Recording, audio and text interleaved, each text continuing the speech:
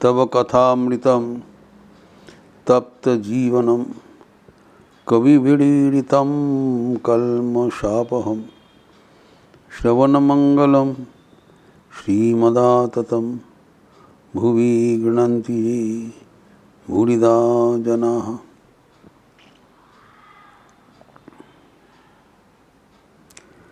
भगवान श्री रामकृष्ण अपने अंतरंग भक्तों के बीच व्याख्यान कर रहे हैं कि ईश्वर की अनुभूति कैसे होते हैं। इसमें हमारे शास्त्र में मुख्यतः 3 मतवाद है, द्वैतवाद, अद्वैतवाद एवं विशिष्ट द्वैतवाद। द्वैतवाद मध्वाचार्य प्रमुख, जो भगवान श्री कृष्ण चैतन्य इत्यादि। फिर अद्वैतवाद शंकराचार्य, मोनिज्म, ड्युअलिज्म एंड मोनिज्म। फिर आगे विशिष्ट द्वैतवाद रामानुजाचार्यों का। तीन में क्या फ़र्क है, भली बात हमें जानना जरूरी है। प्रथम हम द्वैत से अद्वैत को ओर जाते हैं। द्वैत सब कुछ जो दिखाई पड़ रहा है, ड्युअलिटी, ईश्वर एवं उनके सृष्ट जीव जगत। जब हम जीव जगत से ईश्वर की ओर बढ़ते हैं, जीव जगत क्या है? परिवर्तनशील है, ईश्वर अपरिवर्तनीय है। तो जीव जगत एवं जैसे कि प्रकृति एवं ईश्वर, वैसे ही हमारे शरीर एवं उसके भीतर विराजमान आत्मा। तो शरीर परिवर्तनशील है एवं जब तक हम शरीर के बोध अतिक्रम नहीं करेंगे तब तक शरीर के भीतर रहने वाले शरीर को संधान हम नहीं पाएंगे। शरीर ही अपरिवर्तनीय है, आत्मा। लेकिन ये शरीर जो आत्मा के ऊपर आश्रय करके विराजमान है, वो परिवर्तनशील है। तो मुझे आत्मा को जब हम तलाश करते हैं, तलाश का प्रक्रिया क्या है? नेति। हमें पूछना है कि आत्मा ये है, आत्मा वो है। ये मतलब शरीर का, प्रकृति का, दुनिया का जो कुछ चीज़ है, तो हम पूछें कि आत्मा जो अपरिवर्तनीय है और जो हम देखते हैं वो क्या अपरिवर्तनीय है? तो उत्तर मिलेगा नहीं। सब कुछ ही परिवर्तनशील है। तो हम जब तुलना करते हुए आगे बढ़ते हैं, ये नहीं है, वो नहीं है, ये नहीं, फिर आखिर में जहाँ पर बंद हो जाता है वही अद्वैत अवस्था भूमि है। तो जो हमारे जितने जो ड्युअलिज्म है, लीला है, उसके पारे परमात्मा विराजमान, जिसे कहते हैं लीला अतिक्रम करके नित्य में पहुंचना चाहिए। तो नित्य अर्थात eternal. Leela is transient, absolute and relative. तो फ्रॉम ये जो हमारा रिलेटिव जो लीला से हम जब आगे बढ़ते हैं, भगवान का जो स्वरूप हम निर्णय करने के लिए, क्या ईश्वर ये है?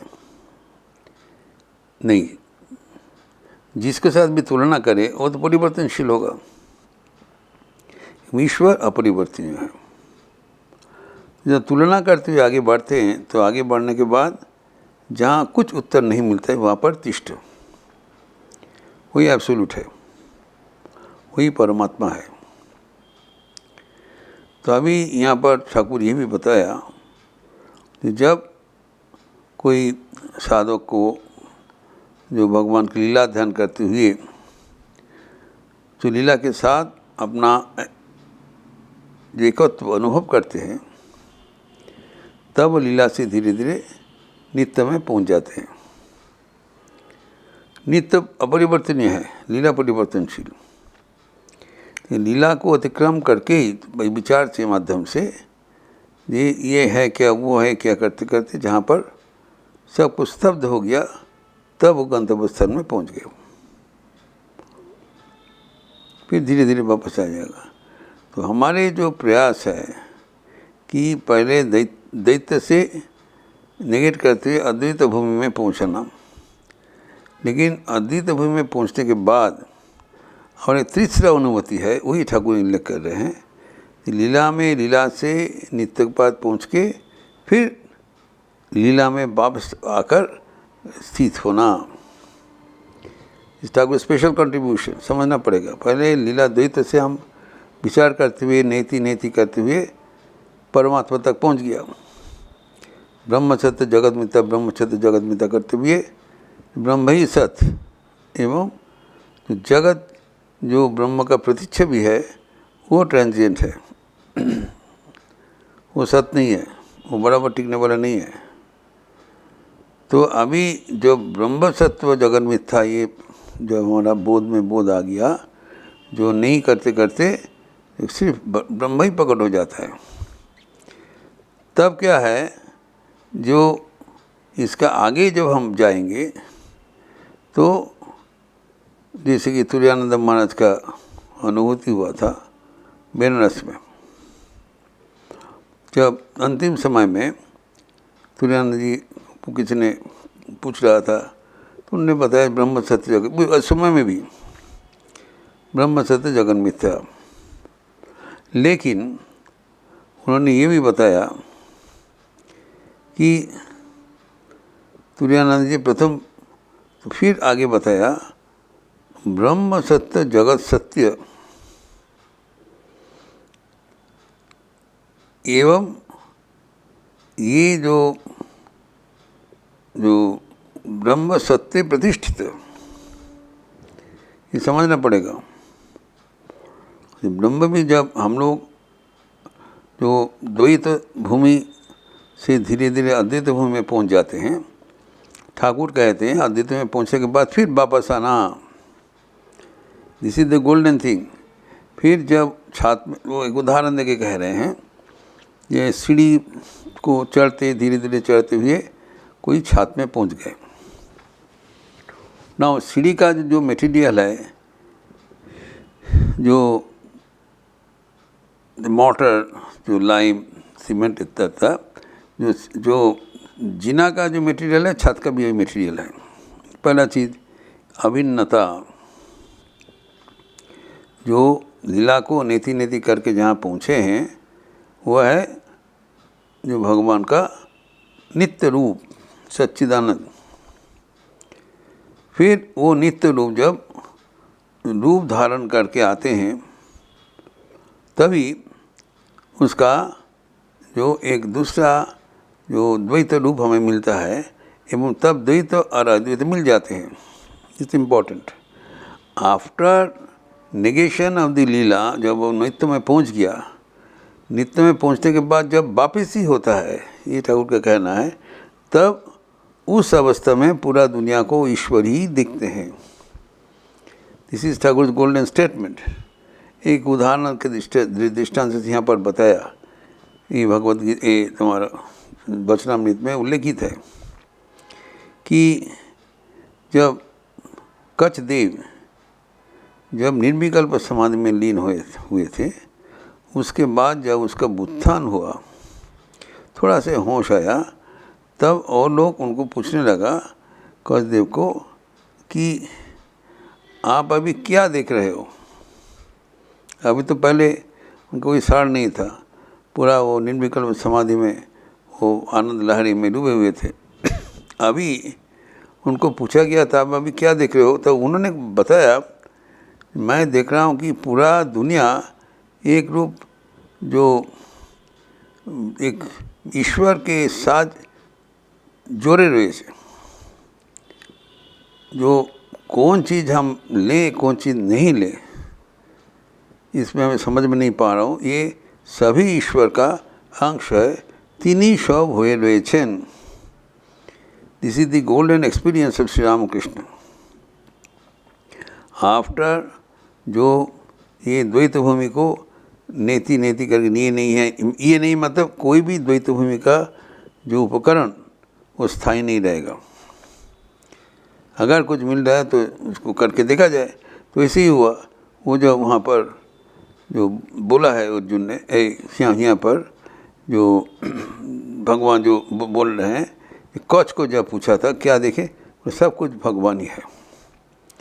अर्थात जो ईश्वर को जो नेति नेति करके जब पहुंच गया, पहुंचने के बाद जब निर्विकल्प के बाद पुनः ये हमारे जो चैतन्य भूमि में उसको वापस होता है, तब कहते हैं सब कुछ ईश्वर में ही देख रहा हूँ। अर्थात ठाकुर का उदाहरण से जो जीना में जो छत में पहुँचने के लिए जो जीना में जो अतिक्रम करके एक एक करके गया था, अर्थात जीना को जिस मटेरियल से तैयार हुआ है, छत भी उस मटेरियल से तैयार हुआ है। जो उस ज़माने में चूना और सुर्की और ईंटा का टुकड़ा इत्यादि लेके जो बनता है, दोनों मटेरियल समान है।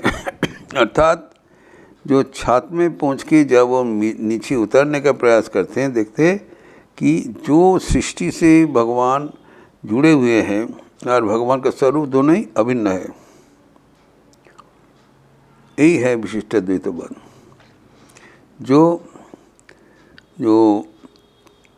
भगवान ही सब कुछ हुए हैं। इसलिए तुरानंद जी ने बताया कि ब्रह्म सत्य जगत मिथ्या, उच्चारने का समय, अनुभूति के समय, जब अनुभूति के बाद क्या बोला है, ब्रह्म सत्य जगत मिथ्या, जगत सत्य प्रतिष्ठित है। कारण कि ये जो कुछ हम देखते हैं भगवान, उसका अभी दृश्यमान जो जगत है, जो सृष्टि है, उसके भीतर ही वो विराजमान। उनको नेगेट करके जाके उसका अस्तित्व हम पा लिया। भगवान इस दुनिया से विलक्षण है, लेकिन उसके बाद जब हम वापस आते हैं नॉर्मल कॉन्शियसनेस, तब हम देखते हैं भगवान ही सब कुछ हुए हैं। तो जब ये भगवान सब कुछ हुए हैं, तब भगवान का जो अद्भुत आवेश है, भगवान का जो क्वालिटीज़ है, वो सबके भीतर बर्ताव होता है। इसीलिए यहाँ पर ठाकुर ने एक अद्भुत एक उदाहरण देके कहा कि ये जो यहाँ पर जो राजा कचदेव का जो उदाहरण देके कहा है कि वो जब निर्विकल्प समाधि से उतारा, तब सब कुछ भगवान ही देखा। वही चरम उनका अनुभूति होता है। और ठाकुर आई भी बता रहे हैं कि ये जो निर्विकल्प समाधि के बाद फिर जो उत्थान होता है, ये सबको नहीं हो सकता है। एकमात्र जो अवतार कल्प पुरुष अथवा ईश्वर कोटि, जिसे उच्चतम साधक को ये अधिकार मिलता है, जो प्राप्त कर लिया सत्य, फिर उसको फिर नया ढंग से उसको अनुभूत करना।